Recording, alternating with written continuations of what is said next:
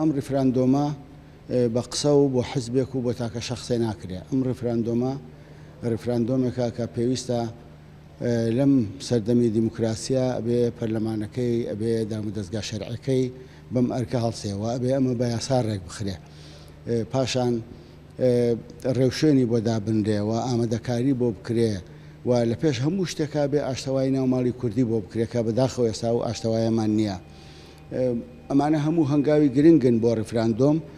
جگە لەمانەش ئێمە بەشێکی کوردستان کەوتۆتە دەرەوەی سنووری هەرێمی کوردستان ئێستا بە شەهرە گرنگە کەشێتی.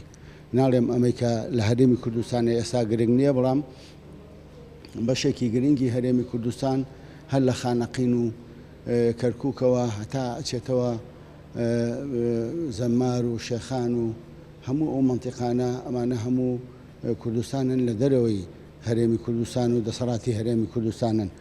بۆیە ئێمە لە دوا کۆبوونەوەی ئەنجومەنی سەرکردایەتی بڕیارماندا کە ڕیفراندۆم بکرێ بە مەرجی ئەوەی پەرلەمانەکە بەبێ مەرج کارا بکرێتەوە و ئەرکەکانی کە بەجێ هێشت بوو ئەرکەکانی دەست پێ بکاتەوە و ڕیفراندۆم بە یاسا ڕێک بخا بەو مەرجەی کە ئەبێ ڕیفراندۆم بۆ سربەخۆیی کوردستان بێ، بۆ مەبەستێکی تایبەت نەبێ، بۆ حزبێک لایەنێک کەسێک نەبێ و ڕیفراندۆم ئەبێ هەموو ناوچەکانی تری هەرێمی کوردستان کە دابرێنراون لێی تا ئێستا ناکۆکی لەسرە یا پێرن ناوچەی 140 مادەی 140 هەموو ئەوانە بگرێتەوە.